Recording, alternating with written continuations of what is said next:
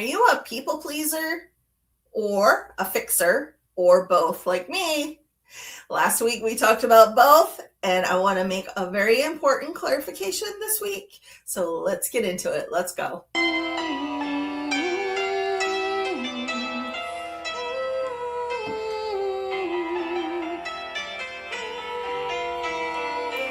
As humans, we are called to share our stories with others. And when we share our stories with others, we remind each other that we're not alone, right?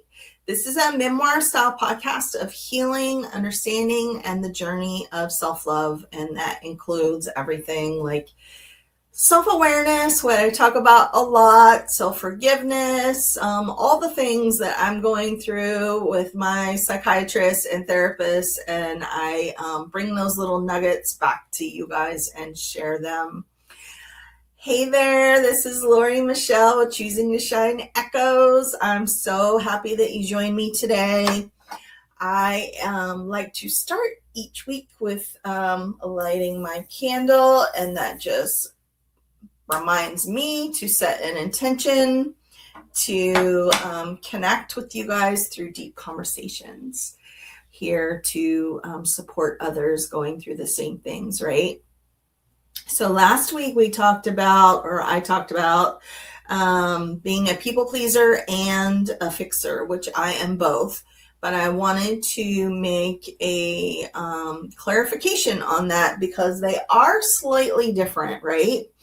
But you can be both like me. So the short answer, I think, is that a people pleaser is usually trying to avoid any kind of conflict or rejection. So that could, examples could look like agreeing with someone even though you don't want to, or saying yes when you want to say no, something like that. A fixer is usually trying to reduce stress or chaos, and basically it has a feel of, let me solve this for you so you can stop hurting. And that's the way that I show love, and many other fixers show love. And the thing that I talked about last week, if you didn't see that, is also placing too much value or self-love, like feeling love from that fixer personality. So that is something that I'm working through and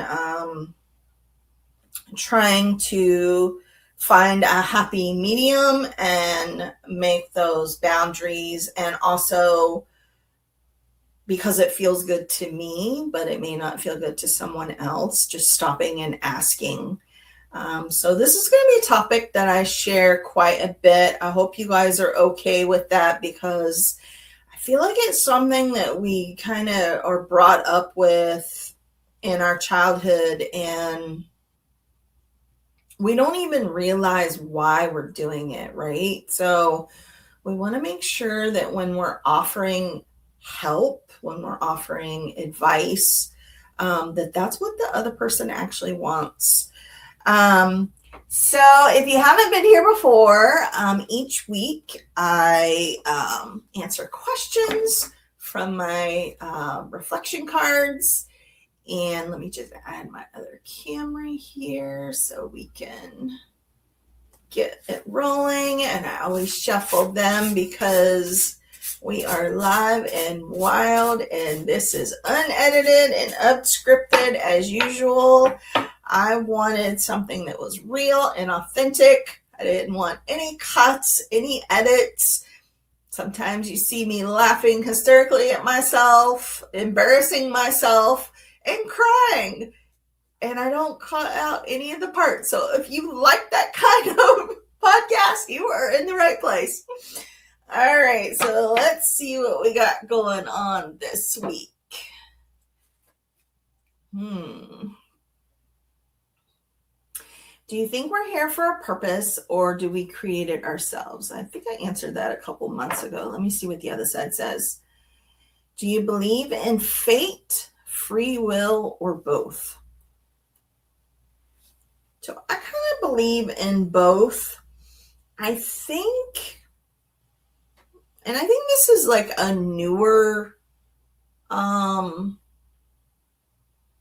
the word I'm looking for? Like a newer belief that I do believe that we come with some type of, maybe not structured, but we come with like a purpose, right? Maybe it's not a very specific purpose. And the way that we get there is our free will. So I'll take this podcast as an example. Did not want to do a podcast. I'm an introvert. I am very private. I don't talk about, well, I do now. I was going to say, I don't really talk about like my past, my dysfunctional family and all that, right?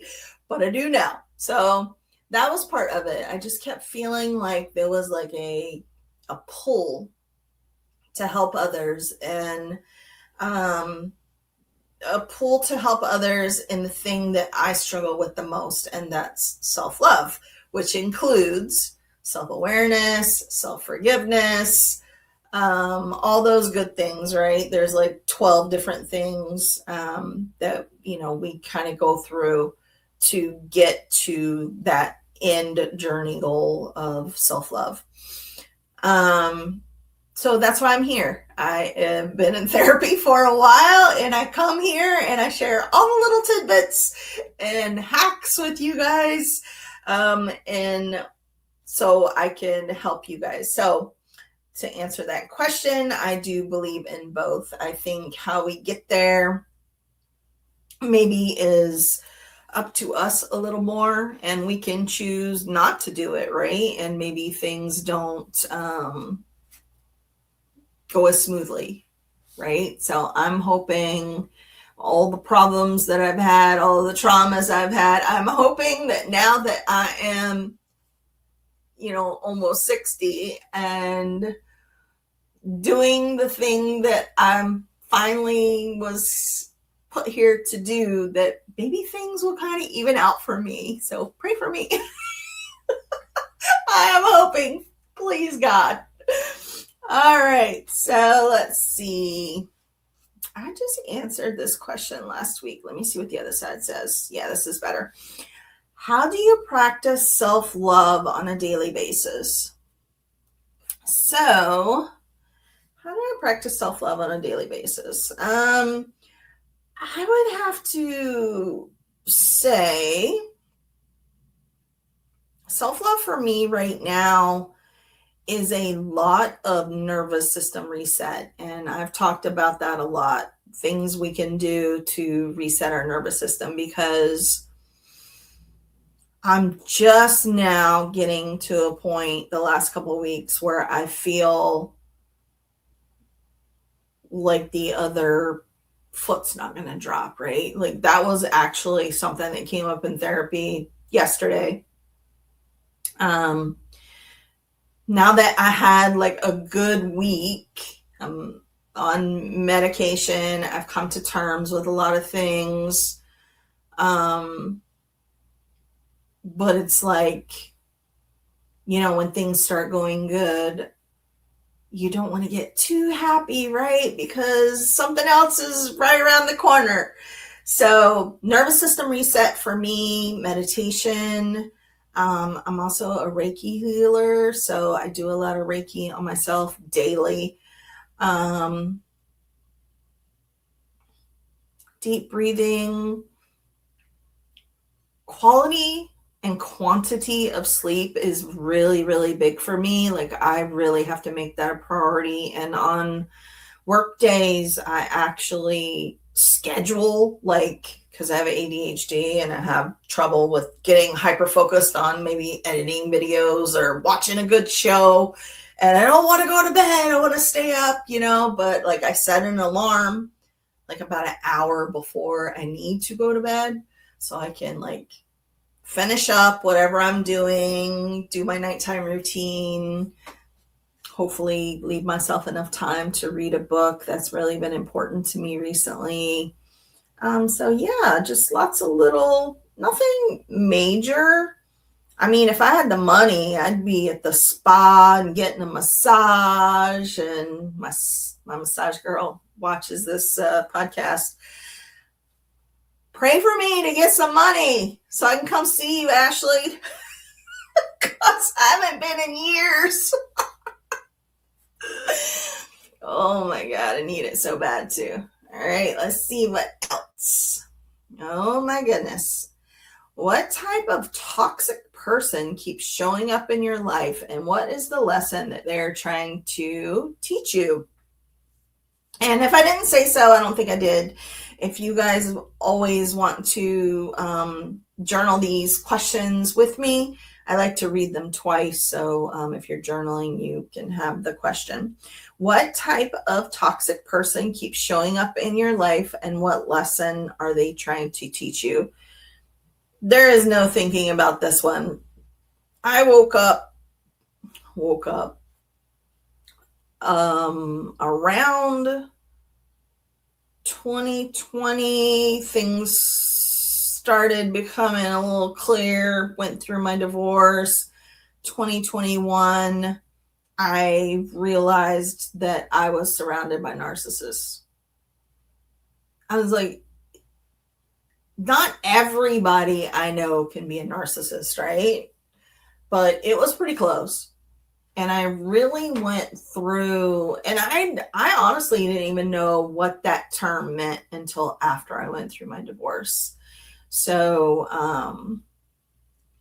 somebody who was close to me was going through something with a boyfriend, and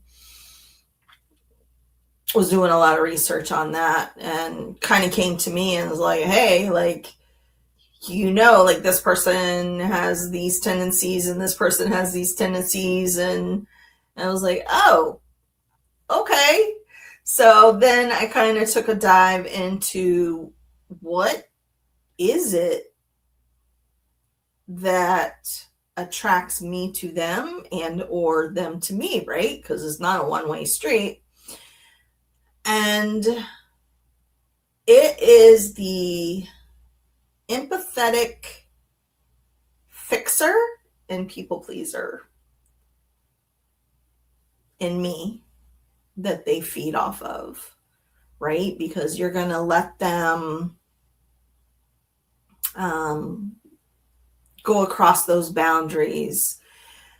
You're going to let them speak to you in a way that you wouldn't allow a stranger or a coworker to speak to you because they're your loved one.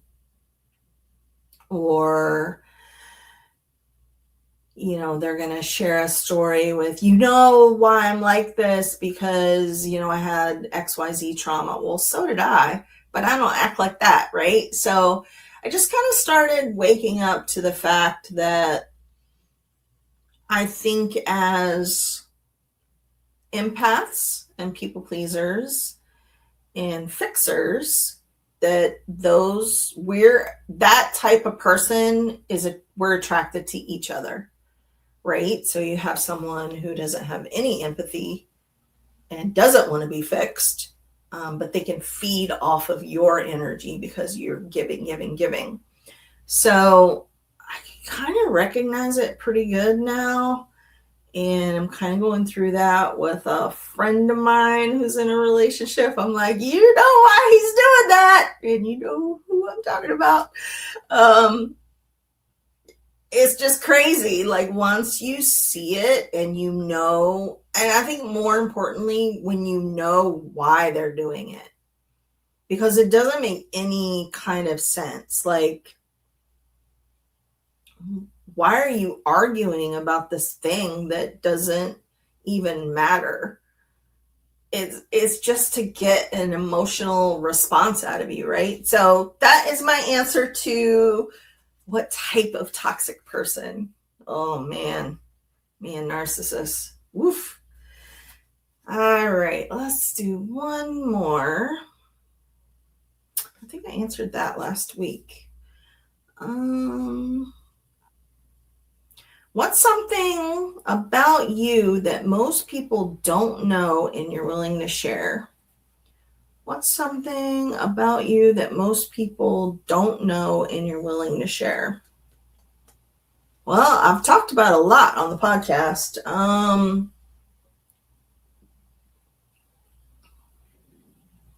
guess I don't talk about being a Reiki healer a lot. I went through classes, I want to say it was 3 or 4 years ago now. And it was like the most spiritual gift I could have ever done for myself. Like the biggest self-help, self-care. It was so much more powerful than I could have ever imagined. It was like an emptiness in my heart was filled with the love of God.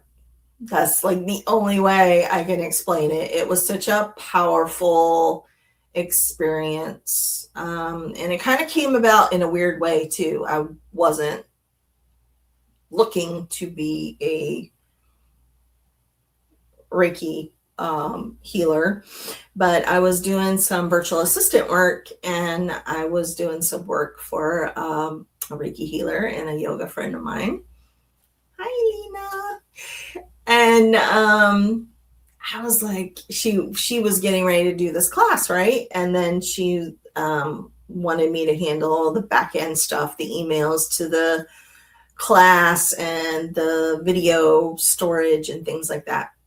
And I was like, like I've really had I think at that point I had 3 sessions with her over maybe like a year or 2. And I always felt really good afterwards. And I was like, do you mind if I just instead of just handling all the stuff pre and after the class, could I just come and be a participant? I won't even, we'll just barter, right? So I really didn't know what to expect at all. And I do like to kind of go into things like that using my intuition, obviously. Does this align with my values and things like that? And so she starts out with okay, now they call it like an attunement, right? So your crown chakra opens and you're basically filled with the light of God or spirit, and the energy that, and she didn't say when she was doing each person, but I knew I was the first person because I started trembling and shaking, and I was and it was just so much love and light that my body didn't know what to do with all the energy. It was the most beautiful thing I've ever experienced. And so I went through that class. It was a couple months long and went through all the levels. And I practice on myself every day. And I also practice on my friends and family when they need help. I don't really do it a lot. I don't advertise, and I don't know. I don't know why. Maybe I should. I need to share that, right? It was so powerful. So yeah, I think that's something that you guys don't know. All about my dysfunction and all the bad kid stuff I've done and all that stuff. So I think that's something that you guys, I don't think I've ever shared my Reiki story with you guys. So I think that's a good place to end today with. So yeah, as always, we are on this self-love journey together. Also, before I forget, If you haven't seen my podcast the last 2 weeks, I have a freebie for you guys. I have scanned in all my cards, and I have a freebie for you guys. You can download a 20-day reflection journaling challenge. And if you don't want to print out the cards, like if you don't have a printer, I put them also all on one sheet, so you can just journal or whatever you want. So I made that for you guys. I have so many people that always ask me, because these are original. These are like all hand painted. This is on watercolor paper. I don't know if you can see, maybe all the backs are different and all the fronts are different. So they're all different. How can I get a copy of this game? So I put it all together and I am working on it. So that was like my first little thing. I'm sharing 10 questions from the deck and 10 questions that have never been asked before on the podcast. So as always, you guys, light and love to all.